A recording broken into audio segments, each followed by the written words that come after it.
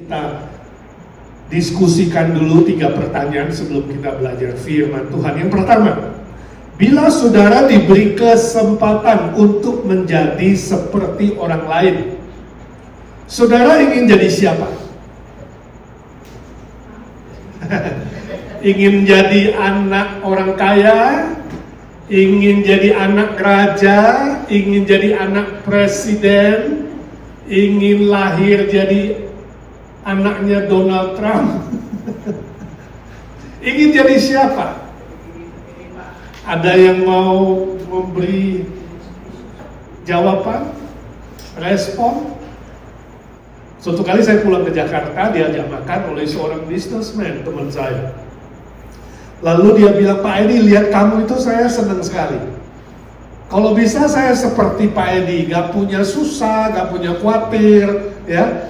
Selalu senang, ketawa, bisa ya mission trip, jalan-jalan, ketemu teman-teman, makan-makan, selalu senang, ya. Lalu saya bilang sama dia, kamu lihat saya enak, baik, senang, kamu ingin seperti saya, ya. Saya kalau lihat kamu sukses, berhasil, ya, banyak duit, dikenal, terkenal, dan keluarga semua baik-baik, saya juga mungkin pengen jadi kamu. Gini deh, kita tukeran 1 bulan. Saya coba jadi kamu, dan kamu jadi saya. Saya guyon dengan dia. Dia bilang, oh jangan-jangan Pak, jangan. Ada kalanya kita bisa berpikir demikian, bukan? Bahwa enak ya kalau bisa jadi seperti si A, seperti B, seperti C. Pernah nggak punya pikiran begitu? Coba angkat tangan sekarang. Ini poin pertama adalah mengajar kita untuk bisa menerima diri kita sebagaimana yang Tuhan ciptakan, dan kemudian perlu tetap mengembangkan diri untuk lebih baik, untuk lebih maju, untuk lebih sukses, dan untuk lebih hidup menyenangkan Tuhan dan berkenan kepada Dia. Nangkep nggak saudara? Ini poin pertama. Poin kedua, menurut saudara, manusia yang tidak bisa menerima keberadaan dirinya, tentu di dunia ini ada sebagian orang gak bisa terima dirinya, ya. Kita tidak tahu alasannya, mungkin karena penampilannya kurang cakep, atau dia hidupnya lebih miskin, atau hidupnya lebih menderita dan lebih susah, atau ada faktor-faktor lainnya, keluarga, relasi, ya, dan lain-lain. Ya, terlalu banyak tanda kutip kesusahan dan penderitaan dan kekurangan dalam hidupnya. Ini membuat sebagian manusia di bumi ini tidak bisa menerima dirinya sebagaimana adanya.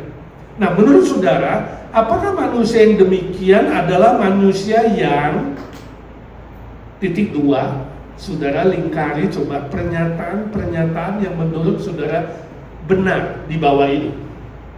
Apakah orang sedemikian itu terlalu cengeng?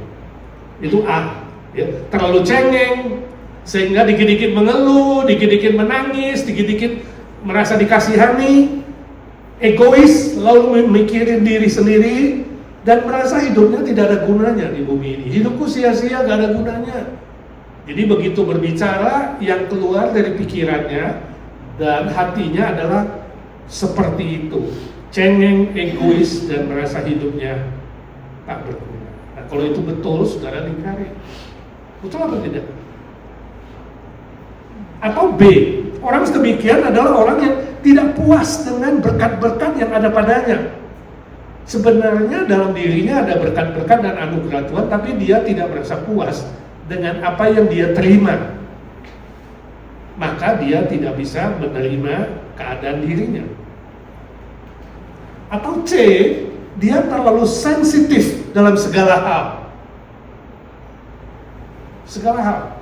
Penampilan, perkataan, perbuatan, relasi, komunikasi, keluarga, terlalu sensitif. Ya, sehingga dia selalu merasa minder dan berkekurangan dan tidak bisa apa-apa. Atau dia suka membandingkan diri dengan orang yang lebih daripada dia. Selalu lihatnya ke atas dan terlalu jauh, tidak bisa juga melihat ke bawah yang ada di bawahnya, lebih rendah daripada. Atau dia tidak bisa menghargai apa yang ada padanya. Sebenarnya pada dirinya ada sesuatu, tapi dia nggak lihat dan nggak bisa menghargai. Selalu melihat yang nggak ada, ya, sehingga yang timbul adalah keluhan dan merasa, aduh, gua nggak bisa ini, gua kenapa begini, kenapa begitu, dan dalam hidupnya banyak why, kenapa dan kenapa. Atau juga mungkin saja dia menganggap Allah menciptakan manusia secara tidak adil. Gak adil nih Tuhan, kenapa ciptakan dia lebih cakap dari saya? Kenapa ciptakan dia lebih kaya dari saya? Ya, jadi mencari kambing hitam, dan kambing hitamnya adalah Tuhan, sebab Tuhan yang menciptakan. Atau G, tidak akan maju. Orang demikian gak akan maju atau gak akan berhasil kecuali dia mau berubah. Ya, kecuali dia mau berubah. H, selalu mengeluh, dia selalu mengeluh dan tidak pernah bahagia dengan apa yang ada padanya. Gak ada sense of, gak ada rasa sukacita dan bahagia. Ya, nah, perasaan manusia, emosi manusia itu ada, salah satunya adalah rasa bahagia. Dia gak pernah punya perasaan seperti itu dalam dirinya, atau gak keluar rasa bahagia itu. Nah saudara, kalau selalu merasa gak bahagia, coba nanti pulang buat sebuah definisi bahagia menurut kamu apa? Ya. Atau selanjutnya I, orang sedemikian menuntut terlalu tinggi terhadap dirinya sendiri. Terhadap diri sendiri dia standarnya terlalu tinggi, jadi tidak pernah merasa puas. Ya, bisa terjadi. Atau J, menganggap dirinya kena kutuk. Nah ini orang yang percaya takdir nih, gua udah ditakdirkan begini, nasib gua udah memang sial seperti ini, sudah nasibnya ini ya, dari sononya sudah ditentukan oleh yang maha kuasa. Yanti lingkarin berapa Yanti? B, tidak puas dengan berkat-berkat yang ada padanya. Ya, orang yang nggak pernah hitung berkat, ya, nggak pernah bersyukur, bisa sih terjadi. Ya, ada seorang bapak, dia nggak puas sama rumahnya, terus mengeluh soal rumahnya. Padahal rumahnya cukup gede. Suatu hari dia panggil agent untuk jual rumahnya. Agent datang lihat foto-foto, ya. Lalu besoknya buat selebaran. Rumahnya gimana-gimana secara detail. Fotonya bagus, lalu selebarannya ditaruh di situ dan dipajang. Bapak itu kaget dan tanya sama agennya, "Yuk yang benar, ini informasi rumah saya betul seperti ini?" "Iya Pak, kan kemarin saya udah ambil picture, saya udah lihat, udah ukur semua, dan ini memang faktanya rumah Bapak seperti ini." Lah, rumah seperti ini yang saya mau cari, saya mau pindah ke rumah seperti ini. Nah, sih. Saya nggak tahu kenapa dia tidak melihat itu, tapi begitu agent datang bisa melihat itu, dan begitu detail, begitu lengkap.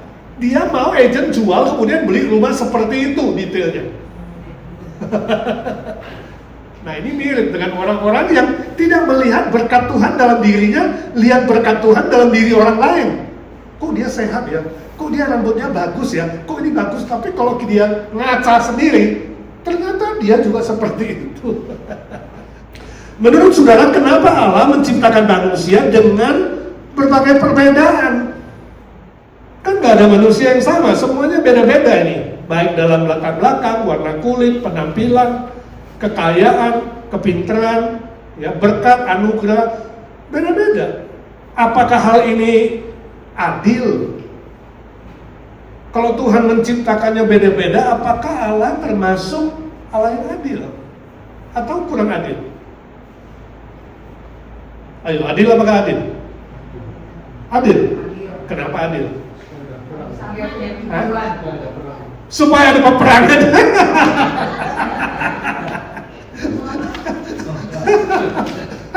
Pak Ampri masih tunggu perang ini belum selesai, Amerika melawan Iran. Itu beda banget, jadi ya udah supaya ada perang, kalau sama nggak perang ya Pak. yang lain kenapa beda-beda? Tuhan punya tujuan. Tapi boleh bilang fair kan? Jadi orang yang tidak puas tadi dia bisa bilang, Tuhan juga fair, kenapa beda sih? Ya kan, ciptain gua sama ciptain dia. Saya mau seperti dia, gua mau seperti modelnya begini nih. Sebenarnya ada kemungkinan orang yang mengenal Tuhan dan orang yang tidak mengenal Tuhan bisa menganggap Allah tidak adil. Betul nggak? Bisa menganggap Allah tidak adil sebab punya pengertian keadilan itu beda. Nah, menurut saudara, apakah adil itu berarti harus sama rata, sama rasa? Biasanya kan manusia melihat harus sama kan, betul nggak? Kalau anakmu yang anak pertama dan kedua bilang, Mama gak adil, gak sama treatmentnya, Koko dengan aku adik. Sebab manusia bisa berpikir bahwa keadilan itu berarti harus sama. Tapi mungkin nggak sama. Sebagai orang tua yang memperlakukan anak mungkin nggak sama. Anak pertama dan kedua mungkin nggak sama. Nggak mungkin. Pasti ada perbedaan. Dalam hal saudara memberi waktu, memberi perhatian, ya kan? Nggak bisa persis sama. Jadi sebenarnya keadilan itu definisi yang sesungguhnya bukanlah sama rata sama rasa atau sama dalam segala hal. Tapi keadilan itu adalah masalah apa? Kedaulatan. Yesus pernah memberikan perumpamaan orang yang datang bekerja, dikasih 1 dinar sehari, tapi sore-sore kemudian habis jamnya, ini tinggal 1 jam. Orang yang masuk terakhir 1 jam juga dikasih 1 dinar. Dapatkah yang dari awal kerja, dari pagi mengatakan nggak fair? Hah? Kenapa gua dari pagi kerja 8 jam 1 dinar? Ini orang terakhir datang 1 dinar. Yesus jawab apa? Bukankah kesepakatan kita adalah sehari 1 dinar? Itu minimum wages ya. Jadi kalau saya kasih kamu kerja sehari sedinar sesuai agreement, saya adil nggak? Adil. Tapi kenapa dia cuma 1 jam 1 dinar? Jawabnya apa? Duitnya duit siapa? Suka-sukaku dong. Jadi kalau yang kerja 1 menit juga dapat 1 dinar, boleh nggak? Boleh. Sebab yang punya kedaulatan siapa? Ownernya, pemiliknya. Pemiliknya yang punya duit, pemiliknya yang punya kedaulatan, pemiliknya yang punya hak. Bolehkah seorang yang tidak punya hak untuk mengatur seorang owner? Sudah melihat nggak sekarang? Bahwa keadilan itu bukan soal sama rata, tapi soal apa? Kedaulatan yang punya otoritas, kedaulatan yang punya kuasa, pemilik segala sesuatu. Apalagi Tuhan itu pencipta langit dan bumi, dia pasti lebih bijaksana. Jadi definisi yang salah bisa menimbulkan konsep yang salah, kemudian menuduh Tuhan tidak fair atau tidak adil. Nangkep? Itu sebabnya kalau semua manusia Tuhan binasakan, gak ada satupun yang selamat, Tuhan kejam atau adil? Kalau upah dosa adalah maut dan semua manusia berdosa harus mengalami maut, sebenarnya Tuhan adil gak? Adil, karena memang upah dosa adalah maut. Tapi kalau Tuhan memilih sebagian orang untuk dia mau selamatkan, dia adil gak? Saudara, ke panti asuhan ada 100 anak, saudara adopsi 2. Apakah yang 98 berhak menuduh saudara tidak adil? Kok pilih yang 2, gak pilih saya? Saudara bisa melihat sekarang, konsep keadilan tidak tergantung kepada sama rata sama rasa, tapi konsep keadilan itu harus berpusat pada kedaulatan yang berotoritas. Oke, nangkep?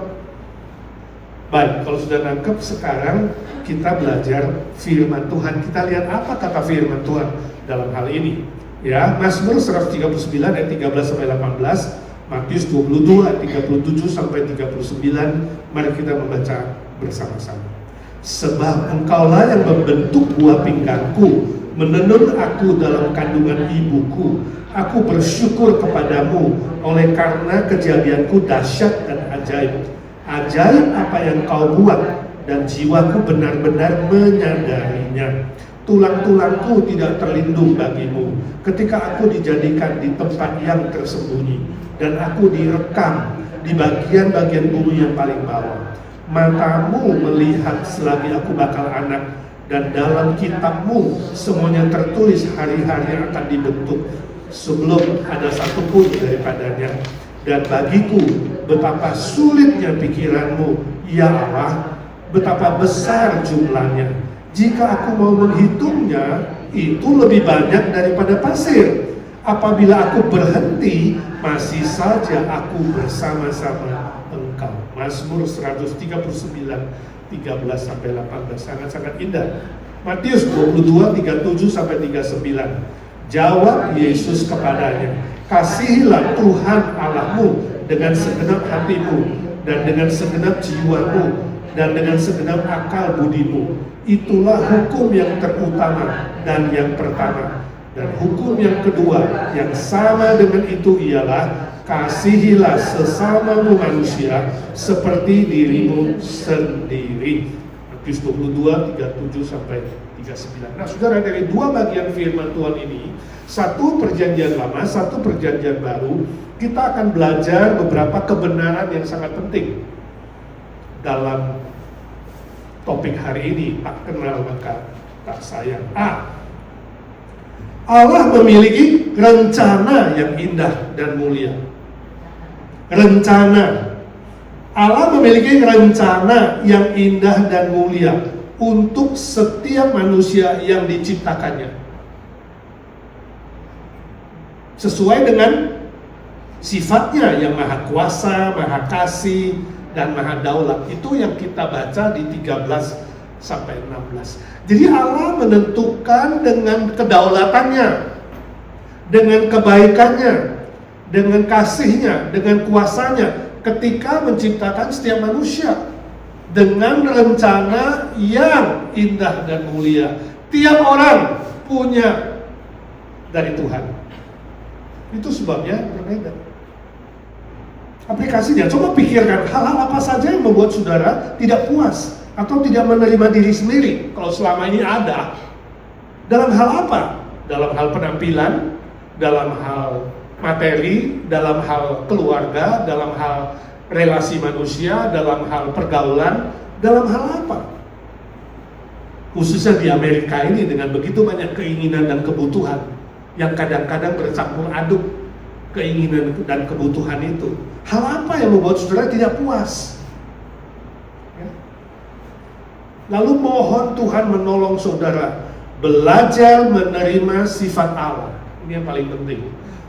Saudara tidak pernah kenal Allah, sifat-sifatnya, tidak pernah akan mengasihi Allah. Tak kenal maka tak sayang. Jadi yang paling pertama saudara harus mengenal sifat Allah dulu. Dia itu maha baik, dia itu maha kasih. Itu sebabnya dia gak pernah salah. Gak boleh bilang dia gak adil, sebab dia maha adil sifatnya. Dia maha kudus, gak pernah cacat celah, gak pernah gagal. Dia maha daulat, itu sebabnya dia punya otoritas tertinggi. Dengan mengenal sifat-sifat Allah yang sedemikian, Sang Pencipta itu, kita mulai bisa bersyukur dan menerima ciptaan dia itu dalam diri kita. Oh, dia ciptakan saya begini karena memang ada rencana yang spesial. Setelah mulai melihat keunikan diri sendiri, keunikan orang lain. Saya beda dengan dia, sebab rencana Allah bagi saya berbeda dengan rencana Allah bagi dia. Masing-masing punya keunikan, masing-masing punya kelebihan, masing-masing punya kebaikan, tergantung sifat Allah yang bekerja di dalam diri kita. Itu the first point. Poin pertama, kita harus mengenal sifat-sifat Allah dulu, sehingga kita tidak sembarang kemudian menuduh Tuhan, mengeluh kepada Tuhan, ya. Lalu terjadilah hubungan yang tidak baik dengan Tuhan, dan kita mulai tidak bisa melihat berkat-berkatnya dan anugerahnya, ya. Jadi ini sangat-sangat penting. Roma 11, 34-36 mengatakan dia itu terlalu dalam hikmatnya, kasihnya, kebaikan sifatnya terlalu tinggi, terlalu lebar. Segala sesuatu milik Dia. Ya, jadi kita harus mengakui bahwa Dia melampaui kita jauh sekali. Gak bisa dibandingkan dah. Ya, kita sama Bapak kita aja beda, apalagi nih Bapak di surga. Pasti bedanya sangat jauh, ada jurang pemisah yang terlalu tinggi. Nah, dengan demikian kita mulai respect pekerjaan Tuhan. Kita mulai menghargai karya Tuhan dalam diri kita. Kita mulai mencintai karya Tuhan di dalam diri kita. B. Allah Sang Pencipta memiliki hikmat yang melampaui semua pikiran dan pengetahuan kita. Jadi kalau Allah ciptakan kita beda dengan orang lain, itu karena hikmatnya, bukan hanya tadi kedaulatan dan sifat-sifat dasarnya, tapi hikmatnya. Memang si A modelnya harus begitu, si B modelnya harus begitu. Ya. Tuhan punya hikmat, Dia tahu yang the best, terbaik. Itu melampaui pikiran kita, jadi kita gak ada hak untuk mengoreksi. Tuhan ini kayaknya ciptaannya kurang ini Tuhan. Ya. Pernah dengar cerita dari India kan, legenda tentang penciptaan. Waktu Tuhan menciptakan Adam dan Hawa, sudah selesai seorang malaikat bilang, Tuhan kayaknya ada kurang sesuatu deh dengan Hawa. Menciptakan Adam dengan panah liat sudah jadi kan, lalu ambil rusuknya. Adam menciptakan Hawa. Hawa diciptakan begitu cantik. Seorang malaikat yang memperhatikan itu mengatakan, Tuhanku rasanya Hawa itu kurang sesuatu ya. Dia cantik sekali, kata malaikat. Tapi kenapa ada 2 titik di matanya? Di bawah matanya ada 2 titik embun air mata. Kenapa Tuhan? Rupanya Hawa dicipta itu ya selain cakep dan anggun, menurut cerita itu ada 2 tetes air mata. Tuhan bilang itu sudah seharusnya, sebab dunia yang akan mereka diami nanti penuh dengan air mata. Jadi kalau sekarang saudara hidup dalam kesedihan, kesusahan, banyak menangis, jangan tanya Tuhan, kenapa dulu ciptakan mata ini bisa punya air mata. Tanya Rasul Yohanes, dia bilang, Tuhan beri saya inspirasi di dalam kitab Wahyu. Jangan khawatir, sebab nanti ketemu Tuhan, semua air mata akan dihapus oleh Tuhan. Jadi yang satu sudah seharusnya karena dosa, yang satu adalah bersabarlah, nanti semua kesusahan dan penderitaan akan dihapuskan dari air mata, dari mata orang-orang yang beriman dan percaya. Amin. Indah sekali ya.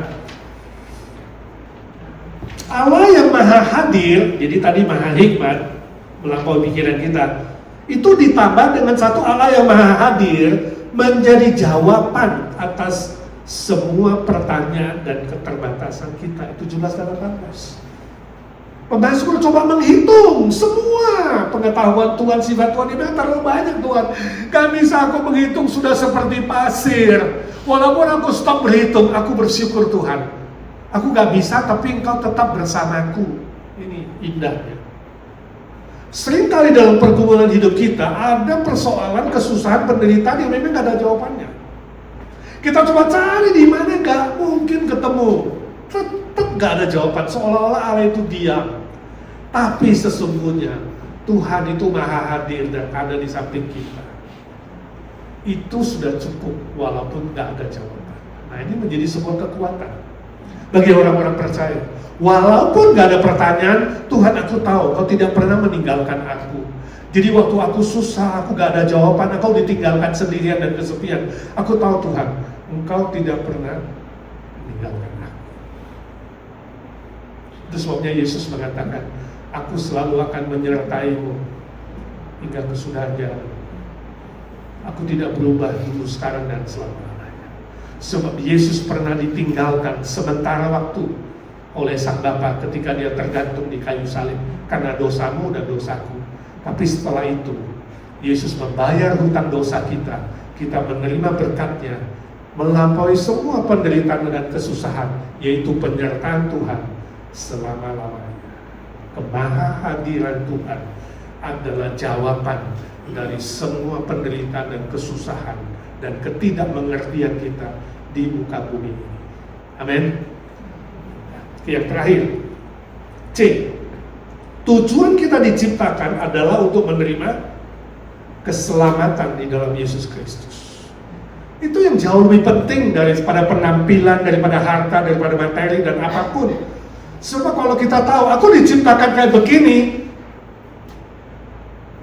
gak ada alasan untuk mengeluh sebab aku akan diselamatkan. Keselamatan yang Yesus berikan kepadaku jauh melampaui apa yang aku tidak puas sekarang terhadap diriku. Ya. Lalu kita juga akan diubah untuk belajar mengasihi Allah. Mengasihi Allah dan sesama. Itu yang dikatakan Tuhan Yesus sebagai jawabannya. Seluruh perjanjian lama, semua keluhan di perjanjian lama, semua kesusahan, semua ketidakmengertian, semua nubuat, itu disimpulkan di dua ayat ini tadi. Kasihilah Tuhan Allahmu dengan segenap hatimu, jiwamu, pikiranmu, kekuatanmu, dan kasihilah sesamamu orang lain seperti dirimu sendiri. Itu dua hukum yang sama. Mengasihi Allah dan mengasihi manusia sama. Itu intisari dari semua perjanjian lama. Indah sekali, itu tujuannya. Jadi kalau hari ini kita masih hidup, kita masih diberi kesempatan, kita masih diberikan apa yang kita punya sekarang, anugerah dan berkat-berkat, itu goalnya cuma satu: belajar mengasihi Tuhan dan mengasihi sesama. Tapi bagaimana bisa mengasihi Tuhan dan mengasihi sesama? Kita perlu belajar mengasihi diri sendiri dulu, ini kuncinya.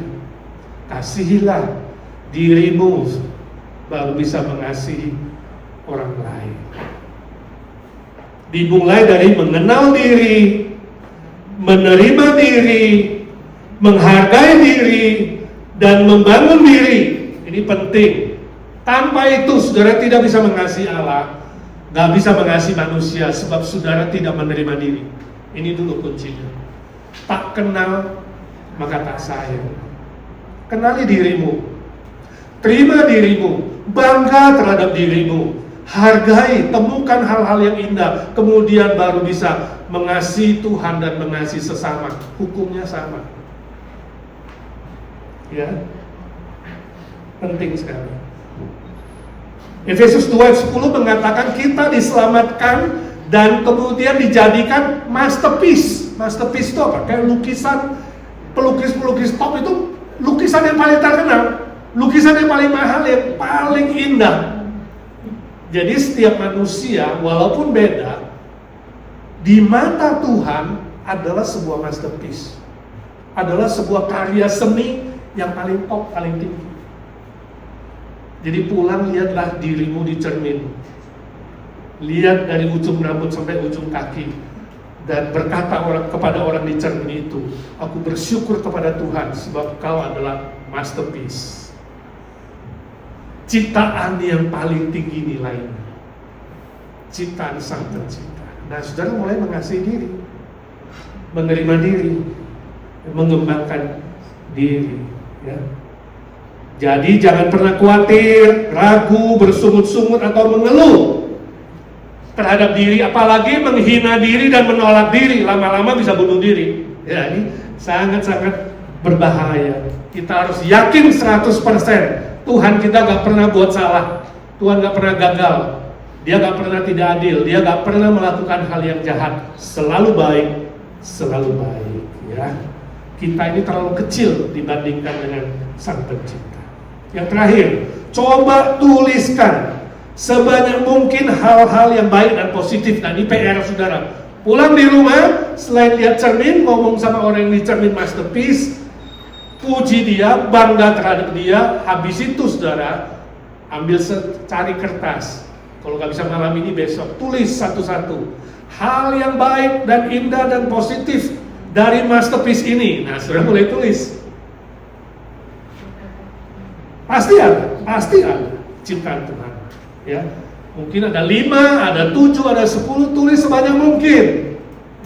Yang menurut saudara nilai yang positif, nilai yang baik.